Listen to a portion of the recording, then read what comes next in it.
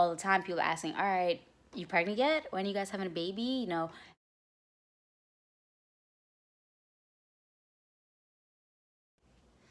Hey guys, so it's Tia. Decided to do something different. I want to open up a little bit about myself and my journey. So, as many of you have know, I'm married to CJ, and we've been married since June 2018. And since then, I've been trying to get pregnant. So, CJ and I have been together for 10 years, and I was like, I'm not giving you a kid, not until we get married. So now that we're married, we're actively trying, and I'm like really trying, but it seems to be harder than what I thought it was going to be. I thought, you have sex, you have a baby, yay, okay. But I guess there's they're not really sure what's going on with me yet. I've had a few doctor's appointments, and I'm irregular, so it's less likely that I would have a baby. Most women have, after their menstrual, they have a chance to get pregnant every month, but because I'm irregular and I don't get my menstrual every month, it is less likely for me to, I have less chances in a year to get pregnant, basically. So I've been going back and forth to doctor's appointments and trying to figure out, why and how can I fix this and all this stuff. And it's been difficult, and I just thought I'd share with you guys because, you know, all the time people are asking, all right, you pregnant yet? When are you guys having a baby? And it's like I get everyone's excited. Everyone's been waiting for this for so long, including me. I mean, I want to have his kid. He's dying to have a kid. Like, he's literally dying to have a child. And, so I just want you guys to know that this is my journey. This is our journey, and it's not as easy. So I've had these appointments, and basically I've had about I started going in September. No, I have to go to a specialist in order to get pregnant. Now, so since then, that was September, I've had several appointments with a specialist, and she's been working with me to figure out, to kind of diagnose why I'm irregular and what exactly is wrong. My first appointment, they gave me an ultrasound, and it wasn't the typical ultrasound that you get when you are pregnant. This was a vaginal ultrasound, which is kind of like a regular GYN appointment, but there's a camera attached to you know what they do. And so she had to see inside my uterus, and she noticed something. Apparently, on first look, she thought it was a fibroid. And a fibroid, she said, no concern. It's normal. That's, a lot of women my age have it, and it's nothing to be concerned with. So she's like, okay, so, everything looks fine except the fibroid, but that's okay. And she recommended I go through a procedure, which is a HSG. Excuse me, I don't remember what it stands for. These medical terms are extremely long and hard to pronounce, but basically, so I had to schedule that. But in order to do that, I had to get my menstrual. So she had to give me a medicine called Provera, which helps induce your menstrual, but you don't ovulate. It just helps bring your menstrual about. So I did that, and basically, I think 10 days after the start of your menstrual, you have to go ahead and get the procedure done. So I go to the office, and they're like, oh, it's gonna be a little painful or whatever. They suggest taking Tylenol or Motrin, something like that, about an hour before. So I did that. CJ came with me. He's been supportive throughout this whole thing, which is great.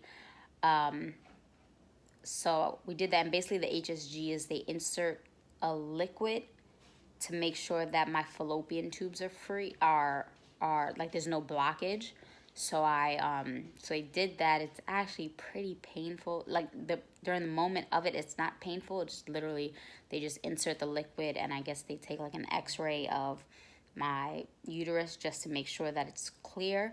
So that was, we got positive results from that. He said, everything is clear. My fallopian tubes are clear, so there's not a problem with my eggs being released and into my uterus when the time comes. But the problem is I'm not ovulating, so the eggs aren't getting released, but it's not because my fallopian tubes aren't blocked.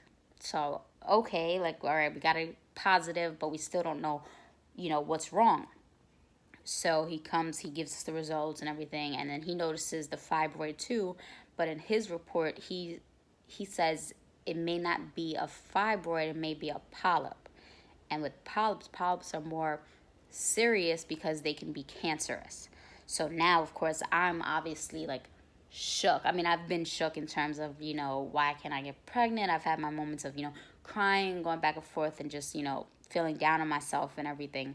But so now I'm like really nervous. Like, oh, like I'm praying I don't have cancer, because if I do, like, that's serious. That's like really serious. That goes from, it's life threatening. So I'm nervous.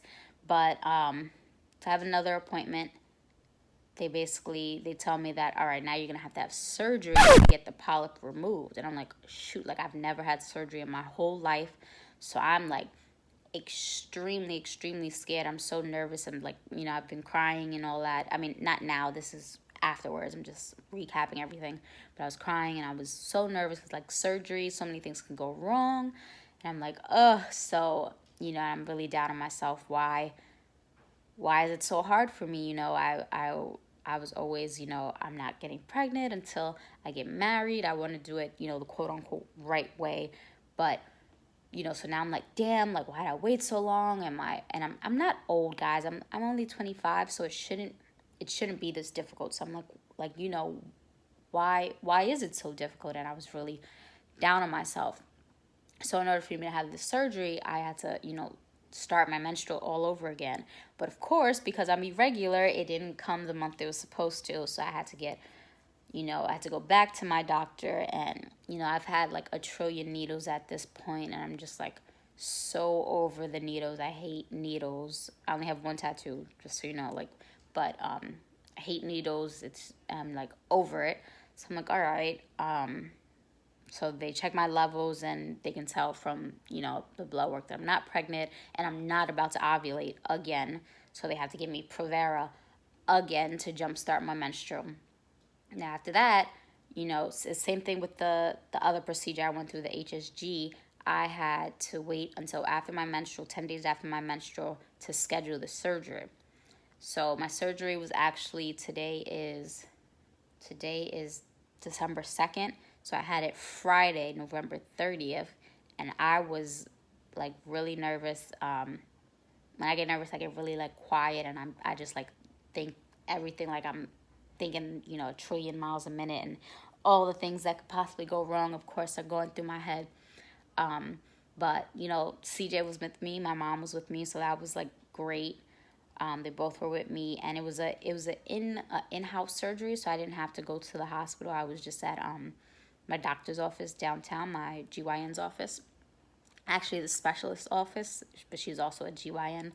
And she didn't perform the surgery, but another doctor that works in the office performs the surgery, and she does it regularly. So, she was like, oh, it's not a big deal. You'll be okay. But then, the day before, they told me, all right, to prepare, you can't eat 6 hours before. You can't drink 3 hours before, because you're going to have anesthesia. And I was like, oh, gosh, anesthesia? Like, I've never... And I was like, well, is it local anesthesia? Because local anesthesia, you're still awake. But the other anesthesia, I don't know what it's called. They have, like I said, these fancy medical names. They had to put me to sleep. So I was so nervous. I've never been put to sleep. Like I said, I've never had surgery. So I was, I haven't even been put to sleep for like dental work or anything. So I was so nervous. And I was like, how, there was just so many things in my head of what can go wrong. And, I was overthinking everything, of course. But luckily, CJ and my mom were there. They were, of course, extremely supportive. So my appointment was at 1:30. They called me back around 1:30. They tell me that, all right, strip. They gave me a robe. They gave me, the little surgery, like shower-looking cap thing, and they gave me the socks. which, you know, I love hospital socks. I always try to take a few when I'm there. But so I'm sitting there and it's freezing, of course, and I'm just waiting. That's for a urine sample, so I give them that. I have to sign some forms telling them that I explain, that I understand, you know, whatever happens, that, you know, they're not liable, basically. So I'm sitting there and I'm in the robe, nothing else, since 1:30 basically. They didn't call me for my surgery until 3 o'clock. And you know how these doctors' offices be freezing. So I'm sitting there, just sitting there, and I left my phone in the waiting room with my mom and CJ. And I'm just bored, nothing to do. I'm listening to this random hospital music, and obviously it gives me more time to overthink and stress and everything. So so they finally called me back, and, you know, the anesthesiologist, he starts doing his thing. The doctor introduces herself. He comes over, you know, he asked me some basic questions, and once he finds out that I'm only 25, he's like, oh, we're going to up your pain meds, I guess, to make sure that I'm okay, because I guess they don't do it often for people my age, which, you know, is like, in my head, I'm like, great, like, I just feel like a failure. But, so he's like, you know, you won't feel anything, and then he inserts the needle, and like I said, I'm over these needles at this point. And he tells me, you know, you'll be out in 30 seconds. And I don't even think I lasted 30 seconds. I was asleep, and then I woke up, and they're like, all right, you're all done. I was like, oh, okay, like, good. So I didn't feel anything, which was great. That anesthesia definitely knocked me out. I got up, I was okay. I wasn't like numb or anything. I was able to walk, and it was fine. But they rolled me back to the waiting area, and then they allowed, you know, my family to come back, but only one at a time. So CJ came first, and, you know, he was scared for me, but he's like, he was okay, and he's like very supportive, you know, and he was just checking on me, make sure I was all right. And, you know, honestly, I felt fine. It was, you know, nothing crazy. Like, I didn't feel any pain. That, I guess that extra pain medication really helped, because I honestly didn't feel anything. So sitting back there, and I had to wait about an hour before I could leave the doctor's office, just so they could make sure that the anesthesia fully wore off. So so we did that, and then my mom came back, like they switched, so my mom could check on me, and, you know, keeping me occupied, making sure I'm not, you know, too much in my head. But then the doctor comes back, and more bad news. She's like, I guess good and bad news, I guess. The good news is that it is indeed a fibroid instead of a polyp. Like I said, the polyp, it could have been cancerous, but it's just a fibroid, which is non-cancerous, which is great. But the problem is she wasn't able to take it out. And so my specialist said, if it's a fibroid, it's okay. Like I said, many females my age get it, and it's fine.